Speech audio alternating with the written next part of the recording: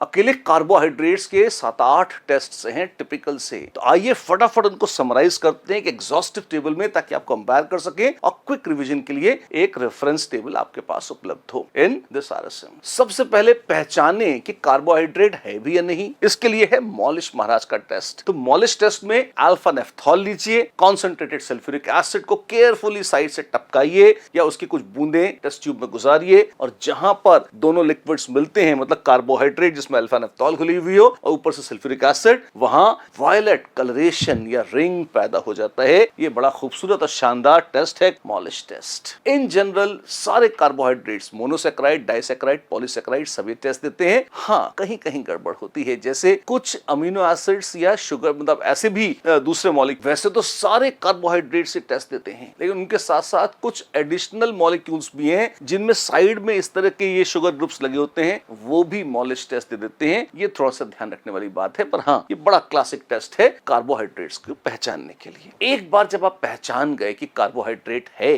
अब आपको बड़ी इच्छा होती है कि हम डिस्टिंग्विश करें कि ये अल्डोज है या कीटोज। अल्डोज को रिड्यूसिंग शुगर्स कहा जाता है और कीटोजेस टिपिकली रिड्यूसिंग शुगर्स नहीं होते। तो उसके लिए 3 टेस्ट हैं, एक बेनेडिक्ट सॉल्यूशन टेस्ट, दूसरा फेलिंग सॉल्यूशन टेस्ट और तीसरा बारफर्ट्स टेस्ट।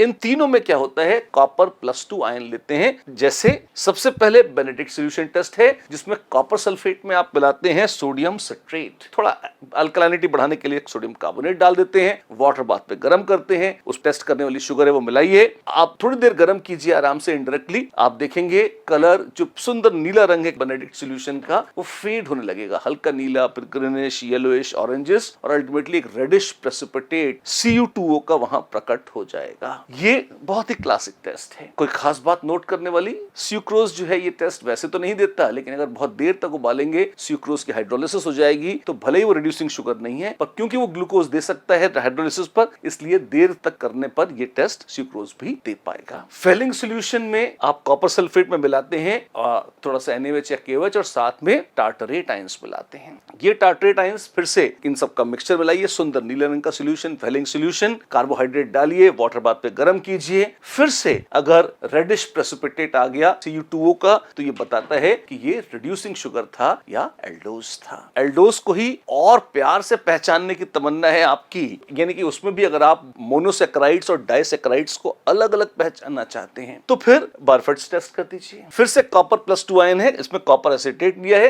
एसिटिक एसिड में घोला है उसे, और इसको आप इसमें वो जो भी आपके पास कार्बोहाइड्रेट डालिए, वार्म कीजिए। अगर फटाफट 2-3 मिनट में रेडिश प्रेसिपिटेट आ जाए Cu2O का, तो इसका मतलब है मोनोसैकेराइड था, जैसे ग्लूकोज। और अगर लंबा समय लगे 8-10 मिनट, 20 मिनट, तो भी रोते पीटते हो जाता है, तो इसका मतलब फिर डाइसैकेराइड्स हैं। तो this is reminiscent of Lucas test for primary secondary alcohols. मिलते जुलते ही उसी टाइप का ही है। कंसेप्ट वैसे है कि प्रेसिपिटेट वही आ रहा है Cu2O, मोनोसैकेराइड्स में भी और डाइसैकेराइड्स में भी, लेकिन फर्क किस बात का है, टाइम का। जल्दी आ गया 2-3 मिनट में तो मोनोसैकेराइड है, और टाइम लगा 5-6 मिनट से ज्यादा लगे फिर ये डाइसैकेराइड है। तो 3 टेस्ट रिड्यूसिंग शुगर्स के, और जब रिड्यूसिंग शुगर्स के 3 टेस्ट कर लिए, तो नॉन रिड्यूसिंग बड़ा बुरा मान जाती है, कहती है हमारा कोई टेस्ट नहीं कर रहा। तो फिर आते हैं सेलिवनॉफ महाराज, वो कहते हैं मैं करूंगा तुम्हारा टेस्ट। रिसोर्सिनॉल लाओ, HCl लाओ कंसंट्रेटेड, और कार्बोहाइड्रेट में मिला के हल्का सा वाटर बाथ पे गर्म कर दो, सुंदर लाल रंग आता है तो कीटोज है। और अगर एल्डोज हुआ तो कुछ कलर आता ही नहीं है, और ये आता भी है तो बहुत देर में रो पीट के पिंकिश कलर आ जाता है। तो ये था आपका Seliwanoff test. Reagent resorcinol, concentrated HCl plus carbohydrate of course, और यहां पर कीटोज,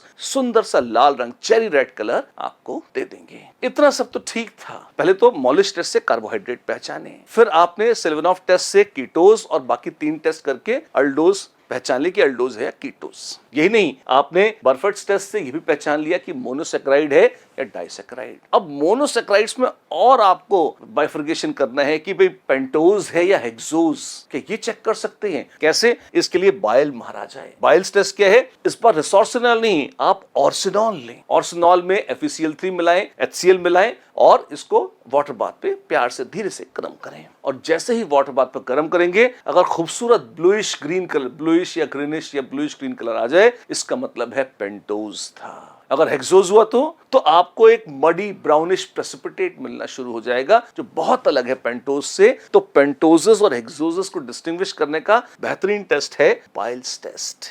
लेकिन फिर आपको तमन्ना हो जाए कि नहीं, मैं तो पहचानूंगा एग्जैक्टली कौन सा शुगर है, कि वो मॉल्टोज है या ग्लूकोज है, गैलेक्टोज है, क्या है। उसके लिए बड़ा सेंसिटिव टेस्ट है ओसाजोन टेस्ट। फिनाइल हाइड्रोजीन लीजिए, सोडियम एसिटेट एसिटिक एसिड का बफर लीजिए और उसको वार्म कीजिए। मन में रखिए कि आधा पौन घंटा लगेगा। अब ये भी नोट करिए कि येलोइश क्रिस्टल्स जो मिलेंगे, एक ओसाजोन नाम का इसमें प्रोडक्ट मिलता है, येलो क्रिस्टल्स मिलते हैं उसके, तो ये क्रिस्टल्स कितने टाइम बाद, घड़ी रखिए स्टॉप वॉच, कब मिल रहे हैं, टाइमिंग, और जो क्रिस्टल्स मिले उनको माइक्रोस्कोप में देखिए, उसका शेप देखिए, किस शेप के क्रिस्टल्स हैं, क्योंकि अलग अलग मॉलिक्यूल्स अलग अलग आकार के क्रिस्टल्स बनाते हैं। आपके पास बुक में स्टैंडर्ड जो आपकी प्रैक्टिकल बुक है उसमें अलग अलग शेप्स पहले से ही प्रिंटेड होते हैं कि अगर ऐसे क्रिस्टल्स दिख रहे हैं तो गैलेक्टोज है, ऐसे दिख रहे हैं तो मैनोज है। इस तरह से मैच कराइए, टाइमिंग मैच कराइए, शेप ऑफ क्रिस्टल्स माइक्रोस्कोप में देख के मैच कराइए, और आप बिल्कुल आइडेंटिफाई कर सकते हैं कि एग्जैक्टली वो कौन सा शुगर था जिसने ये टेस्ट दिया है। ओसाजोन टेस्ट एग्जैक्ट शुगर के मॉलिक्यूल को पहचानने के लिए बेहतरीन टेस्ट है। ये समरी है सारे के सारे कार्बोहाइड्रेट्स के 8 टेस्टों की जो मैंने यहां प्रस्तुत करी है आपके लिए।